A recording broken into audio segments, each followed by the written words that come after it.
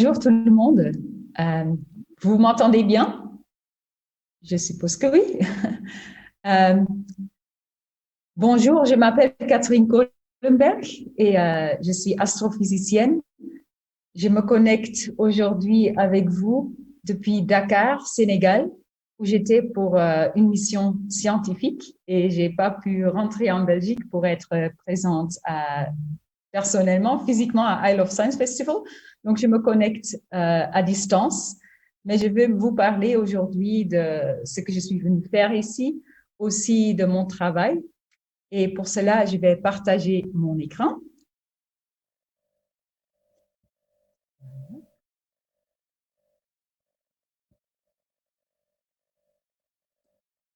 Voilà, je pense que vous verrez une belle Terre, une belle planète. Oui. Voilà, donc je vais vous parler aujourd'hui oui, de voyager dans l'espace. On ne peut pas tous voyager dans l'espace, même si actuellement on commence à lancer aussi des gens qui ne sont pas forcément des astronautes entraînés dans l'espace. Mais en fait, on voyage tous dans l'espace parce que notre navette spatiale ou notre navire spatial, c'est notre propre Terre. Et aujourd'hui, je vais vous parler de la science de l'astronomie et d'exploration de la Terre.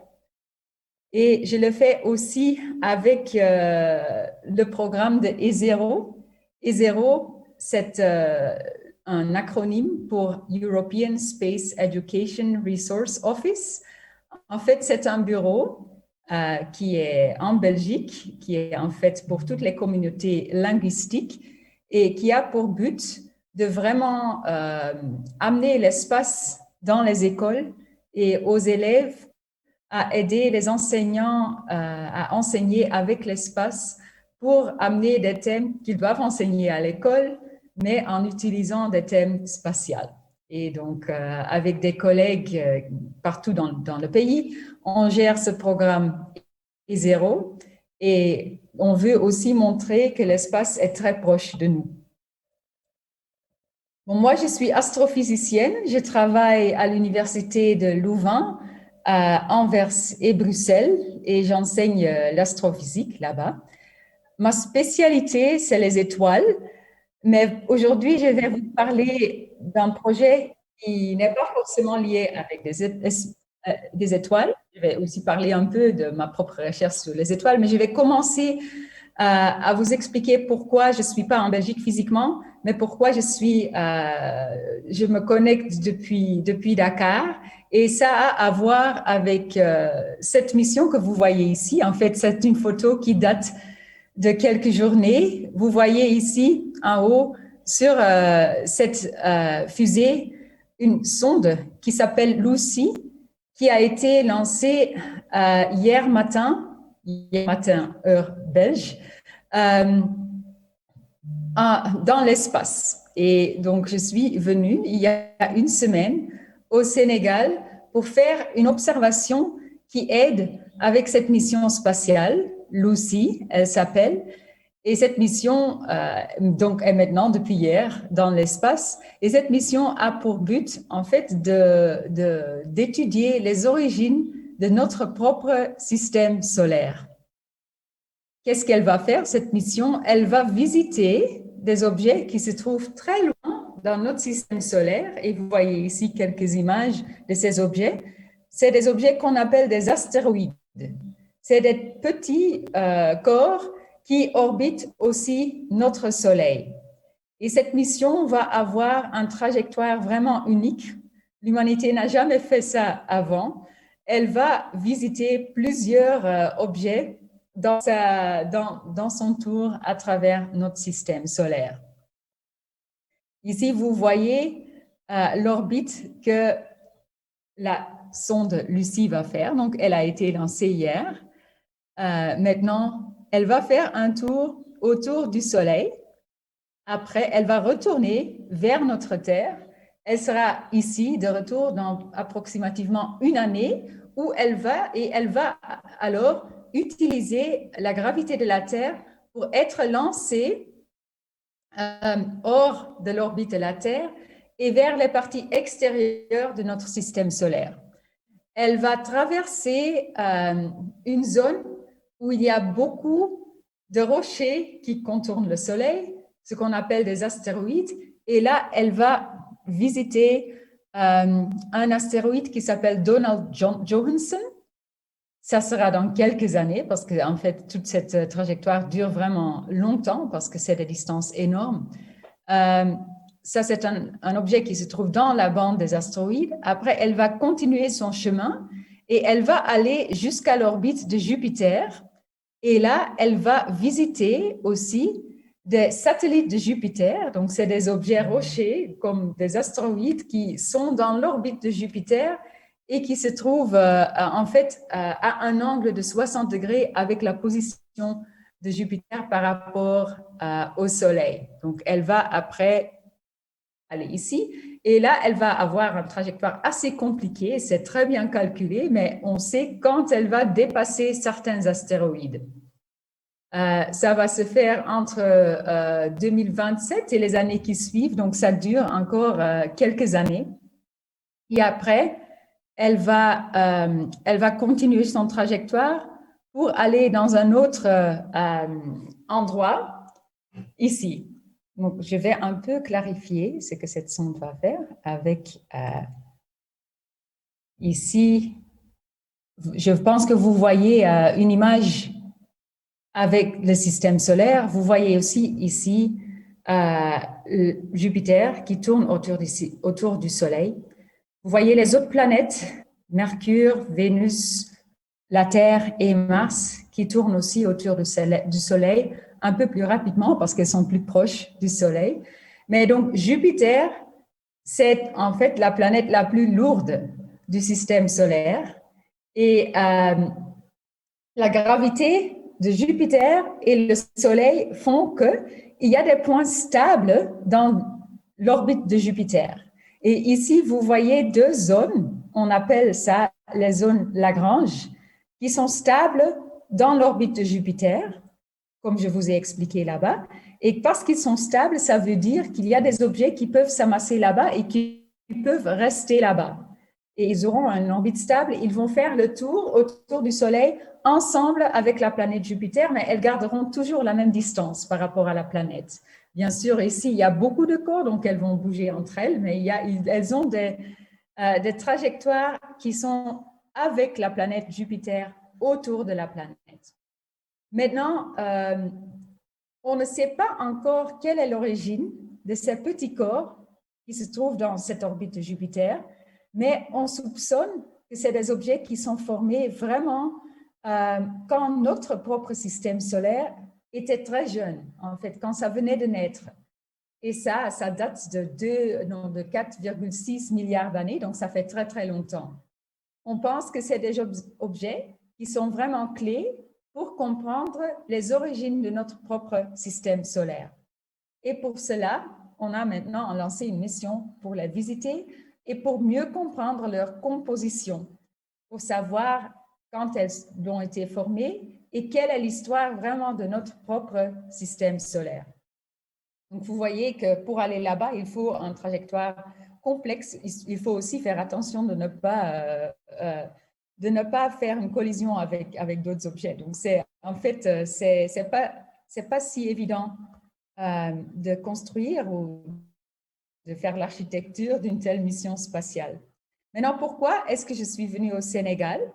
Parce que Lucie va visiter 7 objets, vous les voyez ici, et peut-être encore d'autres objets après, s'il reste du carburant dans la navette.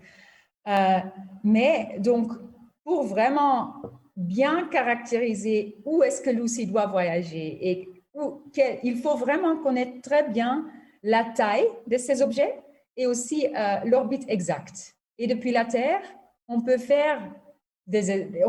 vraiment beaucoup faire, mais en fait, avec des observations supplémentaires, donc plus que des photos prises depuis la Terre ou avec le Hubble Space Telescope, nous aussi, nous, les astronomes, on peut aider à mieux caractériser ces objets avant que Lucie va passer là-bas.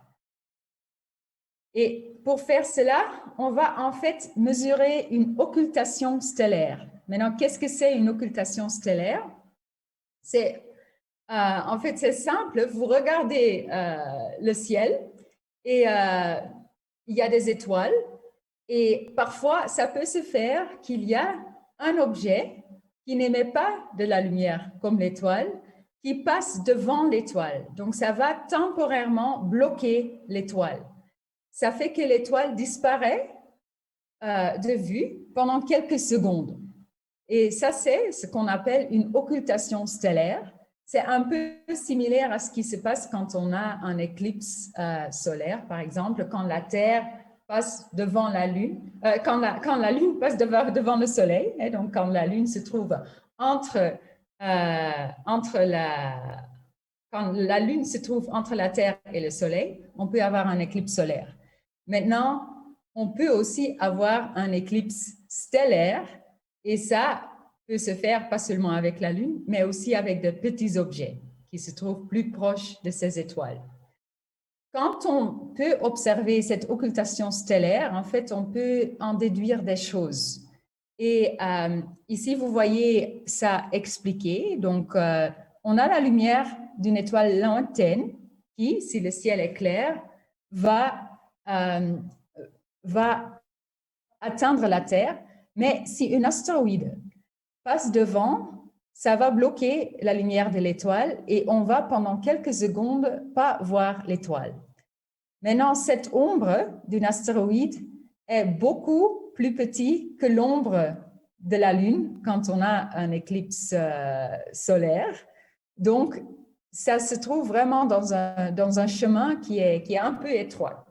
Maintenant, vous voyez ici, si cet astéroïde qui a une certaine forme passe devant une étoile, en fait, ça va jeter un ombre sur la Terre qui a exactement la taille de l'astéroïde.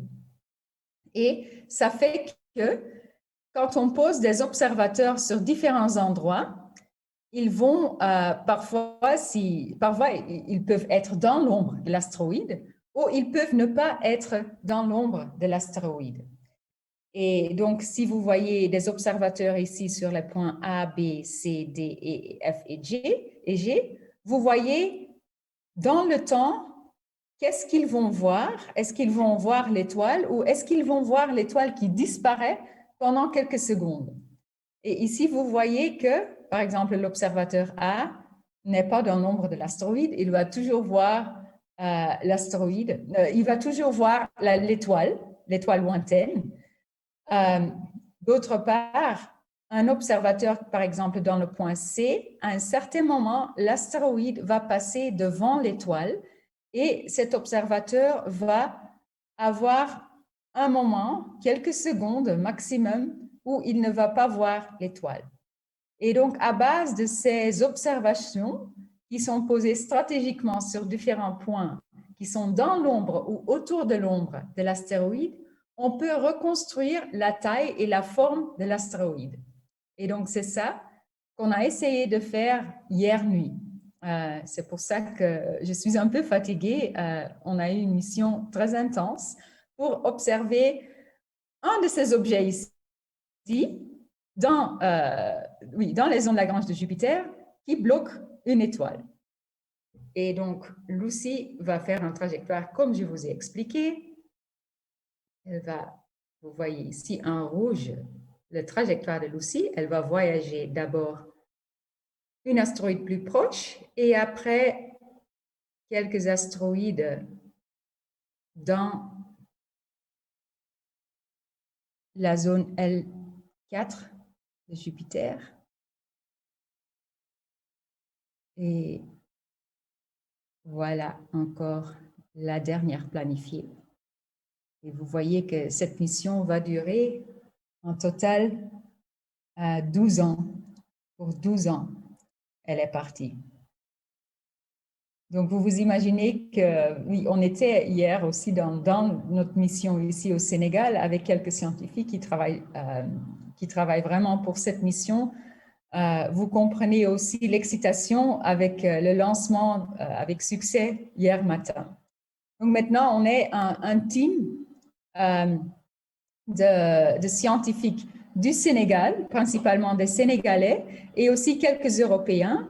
Et donc, on est venu exactement pour capter l'ombre de l'astéroïde qui, à un certain moment, c'était à 1h55 de la nuit, hier matin, allait passer devant l'étoile. Et ça allait pouvoir se détecter dans une bande très étroite qui traversait l'océan Atlantique et aussi l'Afrique.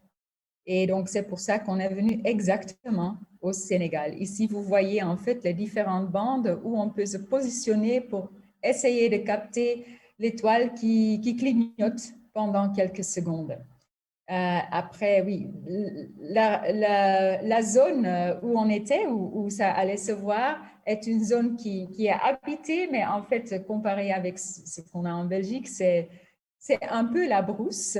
Donc, il fallait bien sélectionner les sites d'observation. Et donc, c'est ça qu'on a fait pendant les jours avant l'occultation. Ici, vous voyez le team. On a la chance aussi que notre mission scientifique a été soutenue par le président sénégalais qui a reçu le lead il y a une semaine et en fait qui veut vraiment faire la promotion des sciences et du développement aussi des sciences astronomiques dans le pays. Ici, vous voyez les boîtes qui ont été envoyées par la NASA au Sénégal et donc on est parti les prendre il y a quelques jours à Dakar pour les monter dans des voitures et après pour partir ensemble vers le site ou le centre des sites d'observation dans la région de Fatick au Sénégal. Et une fois arrivé là-bas, on a commencé des entraînements très intensifs sur site pour vraiment comprendre quels sont les instruments utilisés pour que tout le monde, même ceux qui n'ont jamais utilisé ce genre de télescope ou même un télescope, peuvent se familiariser avec et peuvent comprendre comment aussi comment l'installer et en plus comment se repérer au ciel. Parce que bien sûr, il faut savoir trouver cette étoile qui va clignoter pendant quelques secondes. Donc, on a eu des sessions très intenses. On a travaillé chaque jour entre 9 heures du matin et 3 heures du matin pour vraiment bien se préparer et pour savoir comment le faire presque les yeux fermés pour que quand il y a des choses qui sont imprévues, qu'on peut aussi les solutionner.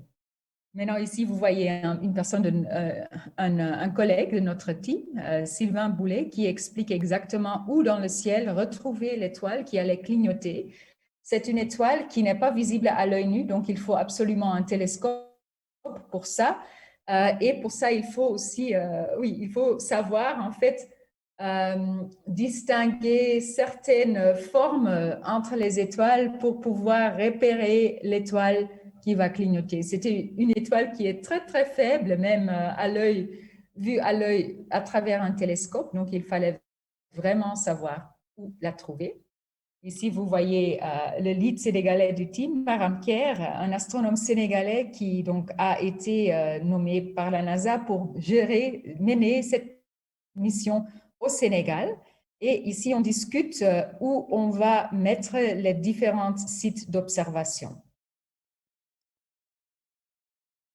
Les entraînements se sont faits pendant les 3 jours passés pour vraiment être familier, pour être sûr aussi que le miroir principal et le miroir auxiliaire du télescope sont bien alignés, pour qu'il n'y ait aucun signal, aucun photon qui peut se perdre, pour qu'on puisse vraiment être sûr si on voit une occultation ou pas. Après, c'était aussi important d'être assuré que les sites d'observation qui étaient d'abord vus depuis, donc on voit où l'astéroïde va jeter un ombre sur la Terre.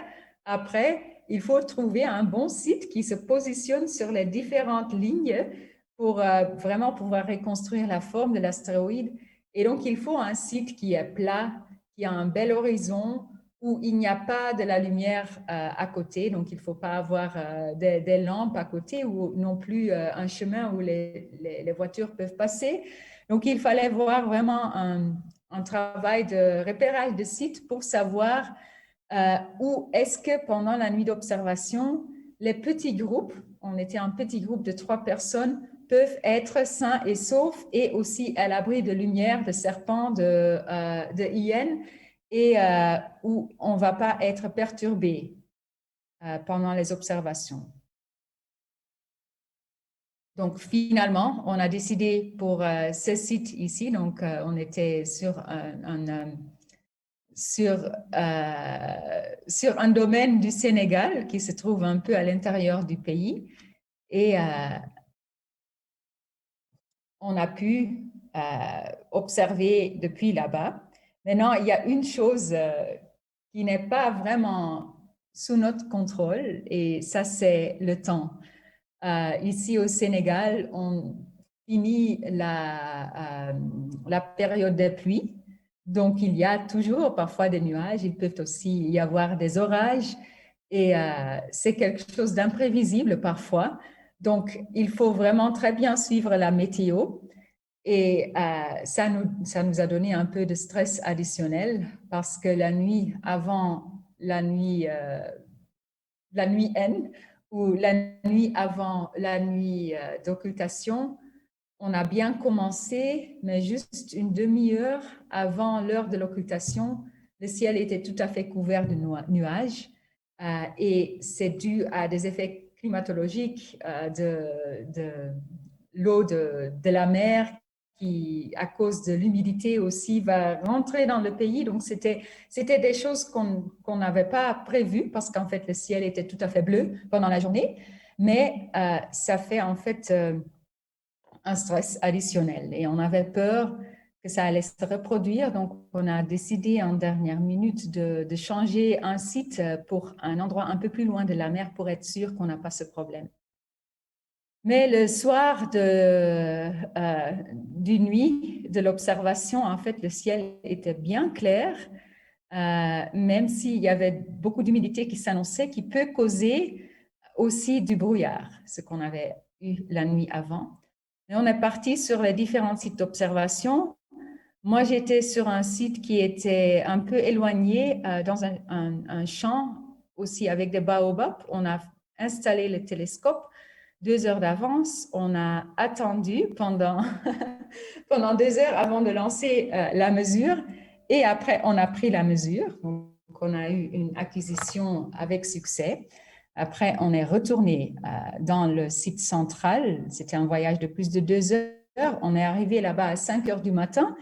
Et si vous voyez le team ou une partie du team qui n'était pas encore au lit, qui à 5 heures du matin regarde les résultats des groupes qui sont revenus pour voir qu'est-ce qu'on a observé. Et ici, vous voyez une de ces observations, ça c'est un résultat préliminaire, mais vous voyez ici en fait la lumière de l'étoile. Ici à gauche, vous voyez que c'est assez constant, mais à un certain moment, pendant quelques secondes, ça disparaît, ça va jusqu'à 0 et ça revient. Et donc, on va combiner ce genre de graphes, ce genre de figures de différents sites observationnels pour pouvoir reconstruire la taille exacte et aussi l'orbite exacte de l'astéroïde et même sa forme. Et donc, des résultats préliminaires nous disent aussi que l'astéroïde dont on a vu l'ombre, qui s'appelle Horus, en fait, elle est un peu élongée. Elle n'est pas sphérique, mais c'est un petit corps de quelques dizaines de kilomètres. Elle est élongée. Et donc, après ça, on était super contents que la mission a réussi. On a dormi 1 heure, je pense que j'ai dormi, et après, on a regardé le lancement de la sonde Lucie qui est partie pour visiter exactement ces objets. Ça, c'était hier. Ça, c'était mon team. Et après, hier soir, on a même raconté au public sénégalais de la mission Lucie. Donc, on a fait une soirée d'étoiles, une nuit d'étoiles ici à Dakar, où il y avait beaucoup de gens présents pour aussi regarder Jupiter, parce que Jupiter est très visible dans le ciel. Actuellement, Saturne aussi. et regarder la Lune, et aussi pour parler de ce qu'on fait en tant qu'astronome et qu'est-ce qu'on faisait ici pour la mission Lucie. Et ici, vous voyez une partie de notre team. Ça, c'était l'année dernière quand on a fait une mission similaire. Là, il y a une année, on n'avait pas le beau temps qu'on a eu hier matin. Et c'est heureusement aussi, en fait, on fait ça aussi pour promouvoir la science d'astronomie globale, parce que l'astronomie est une science qui attire beaucoup de jeunes aussi à faire ou à aimer les sciences.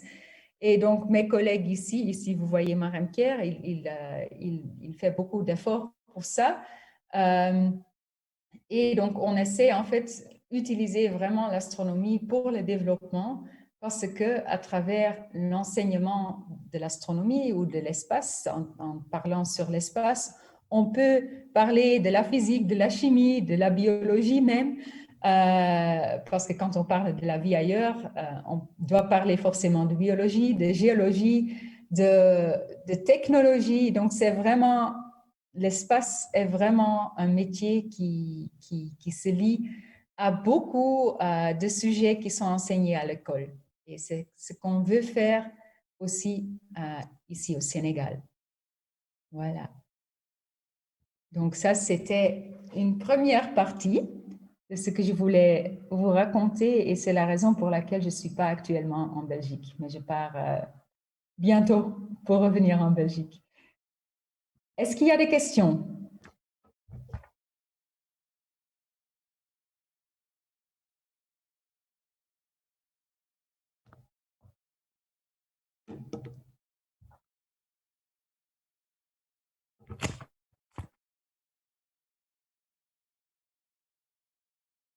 Ok, merci. Je viens de recevoir une question.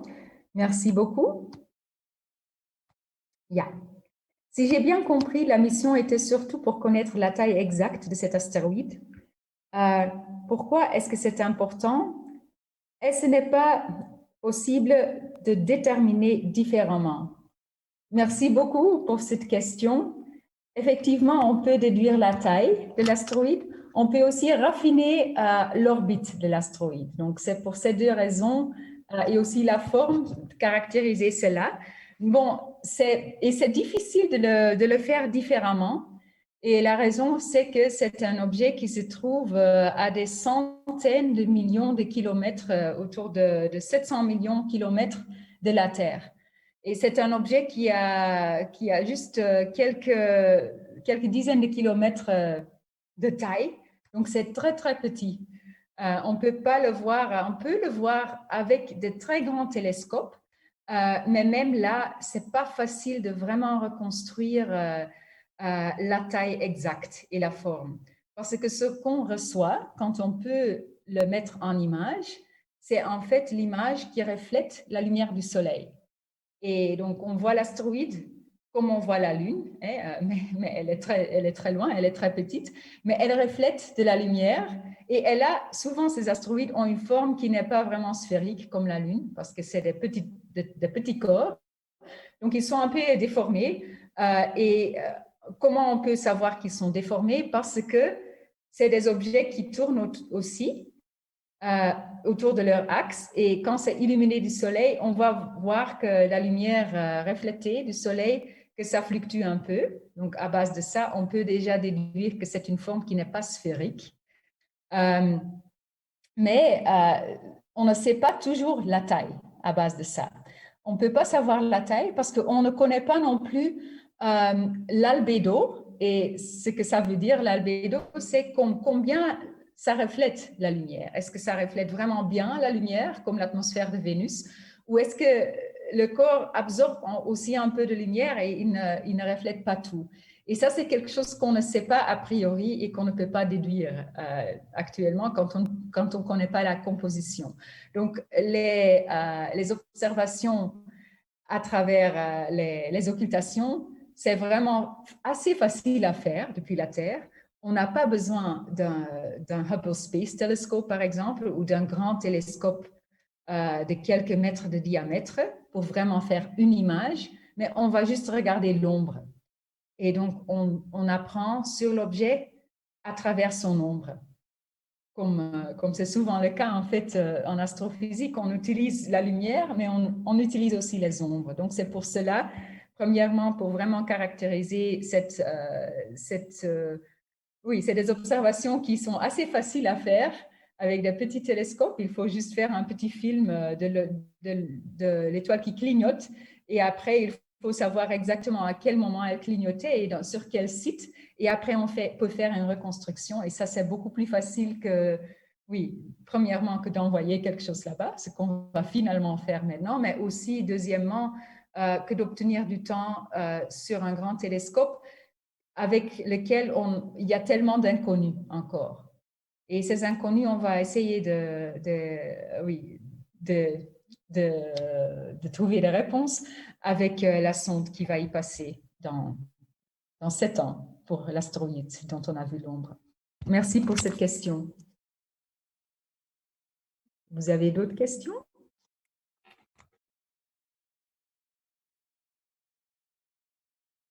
Non. Aussi, par rapport à la question, il y a aussi le fait que j'avais dit, oui, ça peut aussi raffiner un peu l'orbite. Parce que quand Lucy, la sonde Lucy, va passer l'objet, elle va faire vraiment des photos tac, tac, tac. Donc, et il faut vraiment que ça soit bien dans le champ de vision de la mission, parce que ça va passer là-bas à oui, des milliers de kilomètres à une vitesse vraiment, une vitesse très, très, très élevée.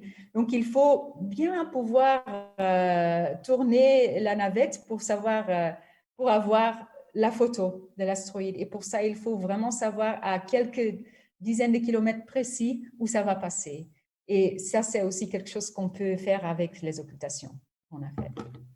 Et donc, on va continuer à faire les occultations parce que quand la navette Lucy va s'approcher à ces astéroïdes, oui, ça devient de plus en plus important de savoir de plus en plus sur ces objets. OK, merci. Pas de questions pour l'instant. Donc, je continue à raconter un peu sur ce que je fais. Et j'avais préparé encore quelque chose. Je vais d'abord vous parler un peu sur mon travail. Donc, mon travail est lié avec les étoiles. Donc, je fais aussi le travail d'occultation, mais la recherche, quand je fais la recherche profondément, je travaille sur les étoiles. Les étoiles, c'est des géantes boules de gaz qui sont très chauds dans leur intérieur parce qu'ils font un processus qui s'appelle la fusion nucléaire. Et avec ça, ça dégage beaucoup d'énergie et c'est émis en forme de radiation, de lumière. Et ça fait que les étoiles peuvent continuer leur vie pendant des millions ou des milliards d'années. Et moi, j'étudie le son des étoiles. Et je vais vous expliquer ça ici. Vous voyez ici un amas globulaire. C'est un amas, c'est une collection de entre 100 000 et 1 million d'étoiles qui sont très, très proches l'une de l'autre par rapport à notre construit de notre galaxie. Et donc, c'est des objets qu'on voit dans le ciel. Et je vais vous montrer et faire écouter ça. Donc,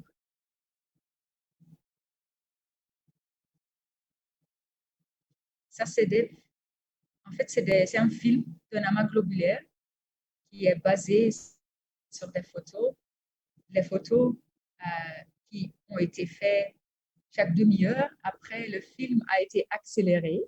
Et donc, ce que vous voyez, c'est que dans cet amas globulaire, il y a des étoiles qui changent de luminosité. Je le montre encore. Vous voyez qu'il y a des étoiles qui changent de luminosité. Parfois, elles sont plus lumineuses, parfois moins lumineuses.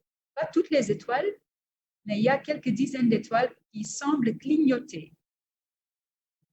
Et c'est pas comme une occultation, donc on voit toujours l'étoile, mais parfois elle est plus brillante, parfois elle est moins brillante. Et ce phénomène est dû à la pulsation de l'étoile. Donc, ce qui se passe dans l'étoile, c'est qu'en fait, l'étoile, qui est une grosse boule de gaz, elle se contracte, elle devient plus petite, et après, elle s'expande, elle devient plus grande. Et quand elle devient plus petite, elle devient plus chaude, et elle va émettre plus de lumière. Après, quand elle expande, elle devient moins chaude et elle va diminuer en luminosité. Et donc, en fait, c'est les pulsations ou les vibrations d'étoiles qui font que les étoiles changent de luminosité. Et ces vibrations d'étoiles sont très liées au son.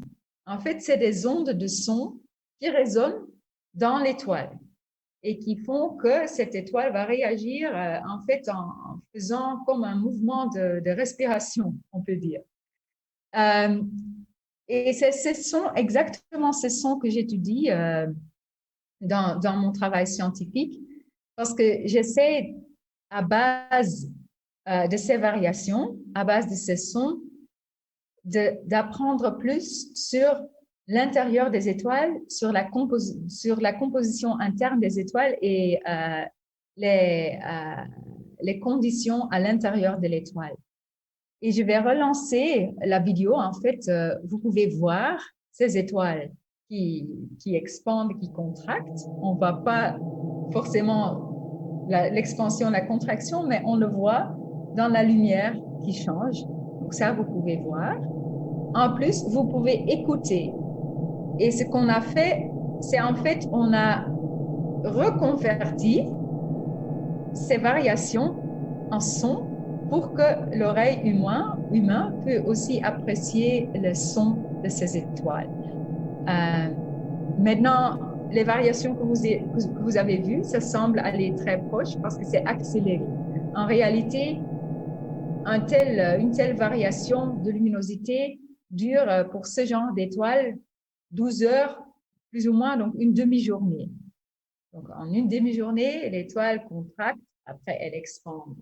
C'est ça qu'elles font en une demi-journée et c'est dû à une onde de son qui est très lente par rapport à ce qu'on peut écouter d'habitude, mais c'est une onde de son qui résonne à travers l'étoile.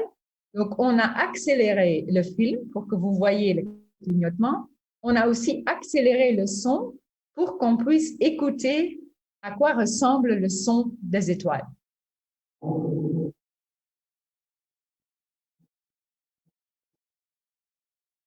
Voilà. Donc ça, c'est ce que je fais oui, pour mieux comprendre la structure interne des étoiles. Est-ce que vous avez des questions?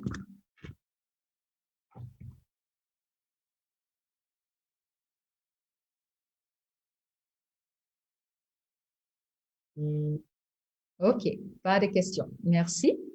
Donc, les étoiles que je montre ici, c'est mes étoiles favoris.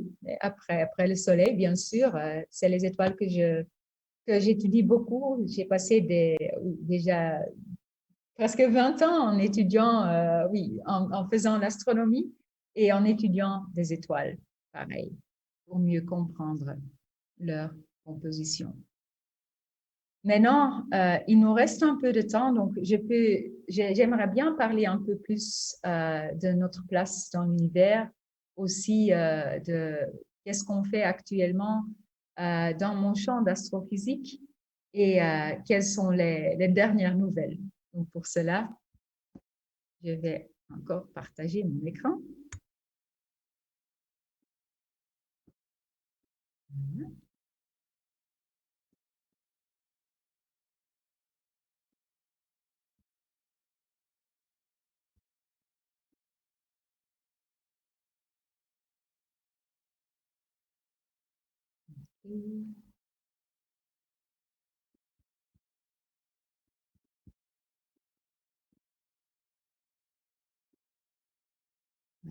Je pense que vous voyez mon écran. OK, oui. Très souvent, Oui, très souvent, on se pose la question, ou aussi en tant qu'astronome, c'est pas rare qu'on me pose la question, qu'est-ce que vous pensez des extraterrestres? Est-ce que ça existe, les extraterrestres? Est-ce que nous sommes seuls dans l'univers? Hein? Are we alone? Est-ce qu'on est seul ou pas? Donc, je vais tenter de parler un peu de ça et de vous donner la position du scientifique sur cette question. Et pour cela, je vais vous donner un petit crash course, hein, un petit cours de base en astrophysique pour savoir un peu la définition. Et donc, je vous ai déjà parlé des étoiles. Qu'est-ce que c'est une étoile? C'est une grosse boule de gaz qui est très chaude dans son intérieur, tellement chaud qu'il peut y avoir de la fusion nucléaire. Donc, c'est des éléments plus simples qui sont convertis en éléments plus complexes chimiques. Euh, donc, en fait, les étoiles, c'est des géantes usines qui fabriquent aussi d'éléments. Les étoiles, pour cela, elles doivent être très, très chaudes.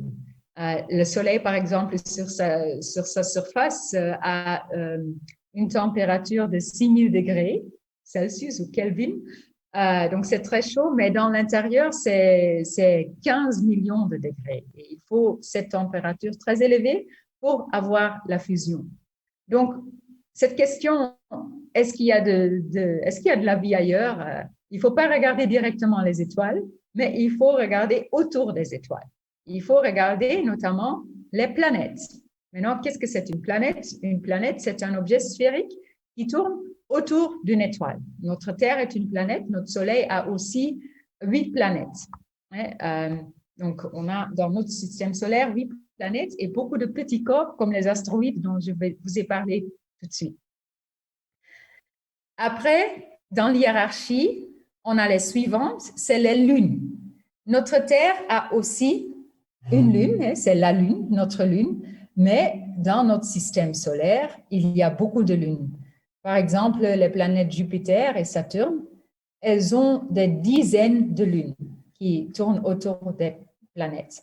Maintenant, sur les planètes ou sur les lunes, il peut y avoir peut-être une vie, si les conditions pour avoir une vie sont remplies.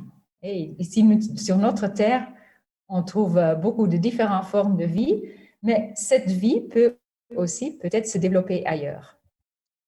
Maintenant, depuis 25 ans, on sait que autour d'autres étoiles, il y a aussi des planètes qui orbitent d'autres étoiles. Et ces planètes, on les appelle des exoplanètes. La première a été découverte en 1995, donc ça fait un peu plus de 25 ans. Et depuis lors, on a trouvé plus de 4000 exoplanètes, des planètes qui tournent autour d'autres étoiles. Et bien sûr, là-bas, peut y avoir peut-être une vie. Maintenant, pour donner encore un peu la perspective, ces exoplanètes qui contournent leurs étoiles, ils se rassemblent tous dans ce qu'on appelle des galaxies. Ici, vous voyez une belle photo d'une galaxie. Nous aussi, avec notre Soleil, nous nous trouvons dans une galaxie. Et une telle galaxie, typiquement, contient des centaines de milliards d'étoiles. Donc ça, c'est déjà un chiffre énorme. On ne peut pas s'imaginer ça en tant qu'humain, mais des milliards, des centaines de milliards d'étoiles. Notre propre galaxie, on l'appelle la Voie lactée. On n'est jamais sorti parce que les distances sont trop grandes, mais on pense que ça ressemble à cette forme. Et dans notre propre galaxie, on se trouve un peu dans la banlieue. On n'est pas au centre. Dans le centre, on soupçonne qu'il y a un gros trou noir, mais on se trouve dans la banlieue de notre galaxie. Donc, le Soleil se trouve un peu éloigné du centre. Maintenant, si on regarde dans le ciel, dans l'univers entier, il y a en fait des centaines de milliards de galaxies dans l'univers observable. Des centaines de milliards. Et ici, vous voyez une image qui est une image faite par le Hubble Space Telescope. C'est une image du ciel, une partie du ciel où on ne voit rien normalement, mais quand on utilise le Hubble Space Telescope, qui peut bien ramasser des photons de la lumière qui vient de très très loin, on voit en fait des petites taches apparaître. Et ces petites taches que vous voyez ici, chaque tache ici est une galaxie entière. Donc, chaque tache contient des milliards, des centaines de milliards d'étoiles. Donc, c'est énormément beaucoup d'étoiles. Et en fait, si on fait un petit calcul, des centaines de milliards d'étoiles dans chaque galaxie, il y a aussi des centaines de milliards de galaxies. Ça veut dire qu'il y a plus d'étoiles dans l'univers observable qu'il y a des graines de sable dans tous les déserts et sur toutes les plages de la Terre ensemble. Il y a énormément d'étoiles dans cet univers.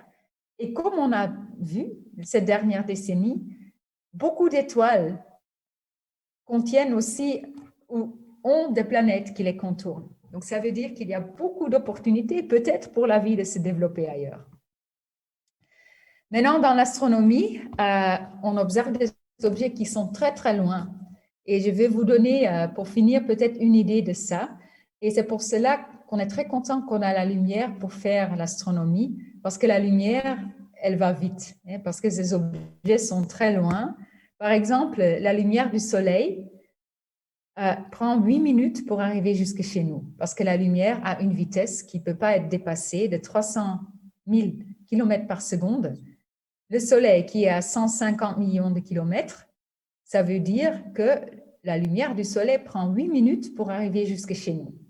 Donc ça, c'est assez vite. Mais il faut se rendre compte, quand tu vois le soleil, je le vois ici bien à Dakar, je vois le soleil comme il était il y a 8 minutes. Maintenant, si on va vers les étoiles plus lointaines, on a une étoile qui est la plus proche après le soleil, qui se trouve si loin que sa lumière, en fait, prend 4 années pour venir jusque chez nous. Donc, elle est beaucoup, beaucoup plus loin que le Soleil. Donc, on peut dire que le Soleil se trouve à une distance de 8 minutes lumière, mais cette étoile voisine, elle se trouve à 4 années-lumière, parce que la lumière a pris 4 ans pour venir ici. Maintenant, ça veut dire que si cette étoile a des planètes, et en fait, cette étoile a aussi des planètes, on a détecté des planètes autour de cette étoile, si on veut y aller, ça va nous prendre combien de temps? Maintenant, pour aller au Soleil, je vous ai parlé de la mission Lucie, pour aller vers Jupiter, il va falloir, plus de 5 ans pour arriver là-bas, parce qu'il va faire une trajectoire un peu bizarre, mais ça va prendre du temps pour arriver là-bas. Pour aller au Soleil, il faut, quelques mois. Il faut quelques mois pour arriver jusqu'au Soleil avec les fusées les plus rapides. Maintenant, pour arriver à cette étoile voisine, il faut en fait 40 000 ans pour arriver là-bas avec nos fusées les plus rapides. Donc, ça veut dire que ce n'est pas vraiment réaliste d'y aller et d'aller voir nous-mêmes s'il y a une vie. Et donc, pour cela, on est très content d'avoir l'astronomie qui peut nous donner de l'information à travers de la lumière. Maintenant, si on va chercher de la vie ailleurs, il faut qu'on se pose la question, qu'est-ce que c'est la vie? Parce qu'il y a la vie microscopique, il y a les dinosaures, il y a aussi des espèces qui lancent des fusées. Donc, la vie, il y a beaucoup de différentes formes de vie et on cherche quelle vie? Et comment on va détecter, comment on va trouver que c'est une vie qui est détectable? Parce que sur l'arbre de la vie, en fait, nous, les humains, on n'est qu'une petite branche et on ne sait pas comment cette branche va évoluer aussi dans le futur. Mais ce qu'on peut faire, c'est on peut regarder comment était en fait le développement de notre système solaire dans le passé. Et là, je reviens un peu au début de ma présentation parce que la mission Lucie va exactement se focuser sur cette ère de notre univers, c'est-à-dire la formation de notre système solaire. Et ici, vous voyez une image artistique de cette formation. En fait, c'était comme une grosse, comment on peut dire, une crêpe qui tourne, donc aplatie, avec du débris, du gaz, de la poussière, des pierres. Et donc, les planètes se sont formées d'un genre de disque comme ça. Aussi, les astéroïdes comme Horus, dont on a vu l'ombre hier. Donc, ça, c'est l'origine de notre système solaire. Et si on va chercher la vie ailleurs, il faut aussi savoir comment ça a débuté ici. Maintenant, comment ça a débuté ici, sur notre Terre, très vite après le développement de la Terre, très vite après que la Terre s'est accrétée de tous ces débris que vous avez vus, il y avait l'eau liquide sur la Terre. Et on pense que cette eau liquide est très cruciale pour après trouver pour après développer la vie sur Terre. C'est possible qu'ailleurs, l'eau liquide n'est pas cruciale, que peut-être ça peut être le méthane liquide, mais c'est ça qu'on va utiliser comme point de départ, avoir de l'eau liquide comme solvant pour une vie en développement. Et ça fait qu'on peut définir autour de chaque étoile une zone qui a les températures aptes pour avoir une eau liquide. Et cette zone autour de notre Soleil se trouve exactement où se trouve la Terre. On appelle cette zone la zone habitable. C'est la zone où on peut avoir l'eau liquide, s'il y a de l'eau, bien sûr. Et la planète Terre et la planète Mars se trouvent exactement dans cette zone. Et donc, quand vous entendez parler des planètes habitables, dans les médias, c'est pas rare qu'on parle d'une planète habitable, ça veut dire que c'est une planète où il peut y avoir de l'eau liquide parce qu'elle se trouve à la bonne distance de son étoile. Ça ne veut pas dire qu'il y a de l'eau liquide parce que pour cela, il faut d'autres observations pour vraiment confirmer cela. Maintenant, est-ce qu'on connaît des planètes, des exoplanètes dans ces zones habitables? Bon, il faut d'abord trouver les exoplanètes. Comment on trouve une exoplanète? Ici, vous voyez en fait l'étoile et vous voyez une planète qui la contourne. Le problème avec les exoplanètes, c'est la même chose qu'avec les astéroïdes en fait. On ne les voit pas facilement directement parce qu'elles reflètent de la lumière, mais elles sont lointaines ou petites. Et donc, on va toujours, ou presque toujours, détecter les exoplanètes indirectement. Et ici, vous voyez une technique. En fait, c'est la technique qui est basée sur le fait que quand une planète contourne une étoile, elle va avoir un effet gravitationnel sur l'étoile et l'étoile va bouger un petit peu. Et donc, c'est comme ça qu'on peut détecter des planètes. Une autre technique est basée sur le fait que quand une planète passe devant son étoile, elle va jeter un petit ombre, comme on a parlé tout à l'heure, et cette petite ombre va faire que la lumière de l'étoile va diminuer pendant quelque temps. Et donc ça, c'est une autre technique, et ces deux techniques sont les plus utilisées pour détecter des exoplanètes. Et avec ça, dans les années passées, on a trouvé plus de 4000 exoplanètes, dont il y a quelques dizaines qui sont habitables, donc qui se trouvent dans cette zone où il peut y avoir de l'eau liquide.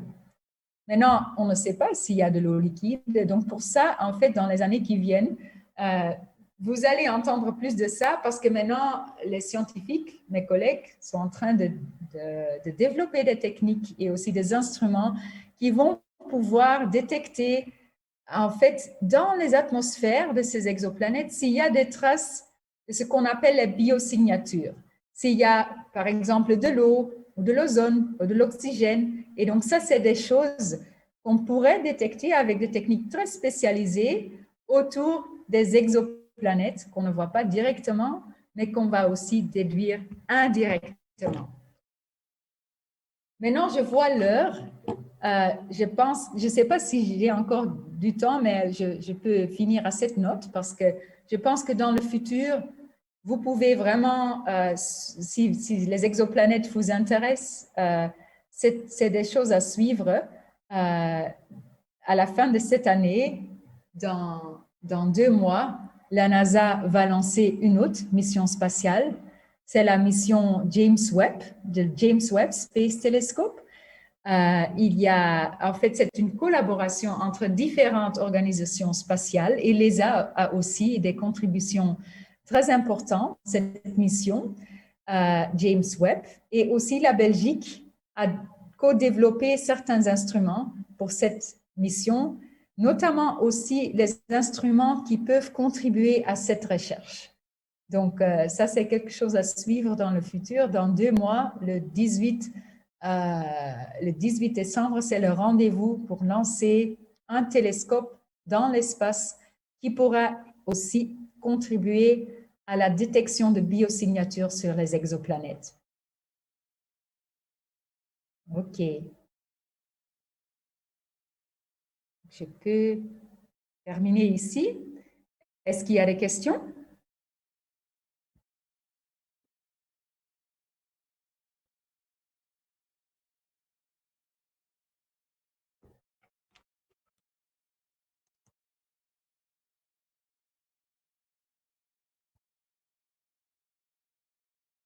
OK, pas de questions. Donc, je vous remercie vraiment cordialement d'être présente ici aujourd'hui. Moi, je vous salue depuis Dakar. Je serai en Belgique bientôt, j'espère, pour rejoindre le temps belge. Et oui, merci pour votre attention et votre intérêt pour cette mission. Si vous avez plus de questions, n'hésitez pas à me contacter. Aussi, contactez le bureau E0 dont je vous ai parlé. Vous les trouvez en ligne, ESERO, E0 Belgium. Et on peut aussi vous donner beaucoup plus d'informations sur tout ce que vous ai raconté aujourd'hui. Merci beaucoup.